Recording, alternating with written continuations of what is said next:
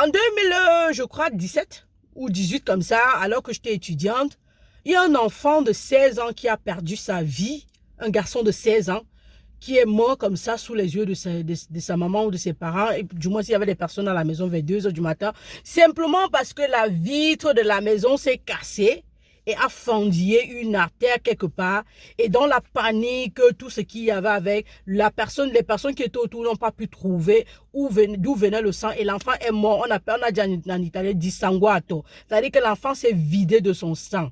Donc pratiquement l'enfant est mort de choc hypovolémique, mais avant ça peut-être l'enfant est passé par le coma. Donc si vous avez bien compris, je vais vous parler dans cette vidéo de secourisme, mais cette fois-ci en cas de saignement. Je vous aurais ya parlé de secourisme dans une autre vidéo en cas lorsque un enfant est en train de s'étouffer, mais là je vous parle de secourisme lorsque quelqu'un est en train de saigner. Ça peut être peut-être sur la route, ça veut dire que quelqu'un a fait un accident, tu ne le bouges pas, mais tu te rends compte qu'il y a beaucoup de sang qui sort, et puis si tu as ces règles de secourisme en attendant que l'ambulance vienne, que toi aussi tu pratiques cela pour sauver la vie de cette personne, c'est toujours bien de sauver une vie.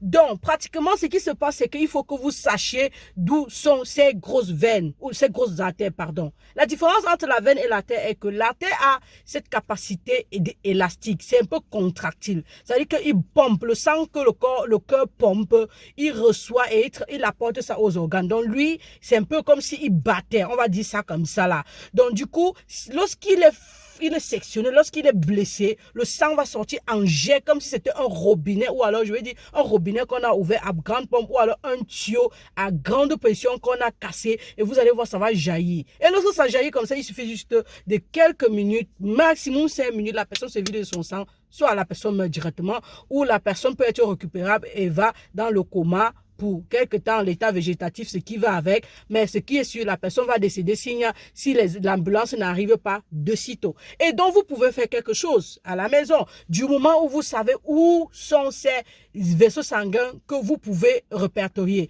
Parce qu'il y a les vaisseaux sanguins à l'intérieur, la aorte, par exemple, abdominale, lorsque il y a perforation parce que quelque chose a percé à l'intérieur, c'est un autre con, vous ne pouvez rien faire. Et là, je fais une petite parenthèse en disant que si la branche d'arbre perfore quelqu'un, transperce son ventre et sort pas derrière, ne touchez pas, laissez ça là et amenez la personne à l'hôpital. Si la branche est tellement grosse et que vous ne pouvez pas mettre la personne dans la voiture, cassez juste les bordures, mais laissez ça en place. Arrivant à l'hôpital, lorsqu'ils vont enlever, ils auront le matériel de chirurgie pour recoudre facilement. Parce que si vous enlevez cet objet là, la personne va mourir par saignement, parce que l'objet peut avoir perforé un organe là-bas dedans qui va saigner profondément, ou peut avoir perforé l'artère, comme je le disais, la haute ou l'artère abdominale.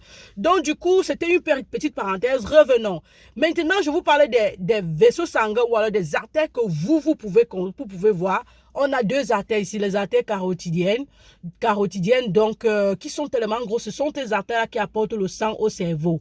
Dans le cerveau, on a ce qu'on appelle le polygone de Willis. C'est lui qui diffuse le sang au niveau du cerveau. Donc quand quelqu'un tombe et qui s'est blessé, si le sang sort vers le haut, cherchez d'abord ici.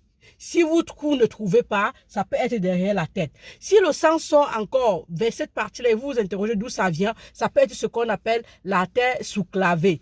On appelle en italien sous-clavia, j'aime bien en italien sous-clavé. Donc, il y a cette artère-là qui passe ici, qui est aussi importante que si on te pique là-bas, ou on fait quoi que ce soit, ou il y a eu un accident, c'est passé là, ça peut blesser et tu saignes gravement.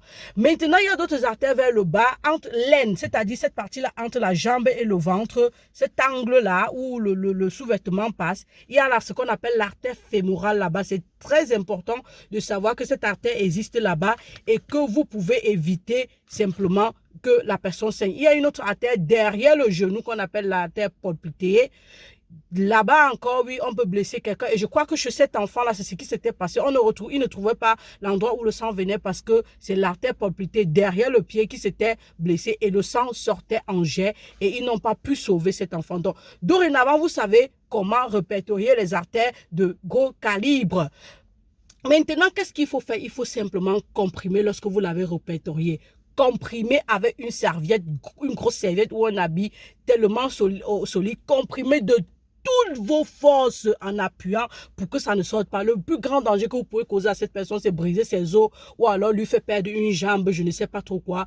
Mais pressez autant que vous pouvez pour sauver cette personne. Quand vous allez presser, en attendant que les secours arrivent, vous allez créer le tamponnement et quand les secours vont arriver, ils sauront comment comprimer afin que le sang ne coule pas. Là, vous avez sauvé la vie de quelqu'un en faisant un rien du tout, en comprimant simplement. Donc, et si c'est au niveau de la jambe et vous ne pouvez pas, faites un garrot plus en haut, serrez autant que possible.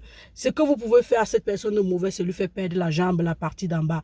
Est-ce que vous avez essayé ça et ça n'a pas marché? Est-ce que vous pensez que vous pouvez essayer? Est-ce que vous pensez qu'on peut sauver des vies ensemble? Là, on vient de sauver une vie. Si tu as écouté cette vidéo, ça t'a plu, s'il te plaît, partage, abonne-toi, active la cloche de notification, et mets-moi un commentaire, s'il te plaît.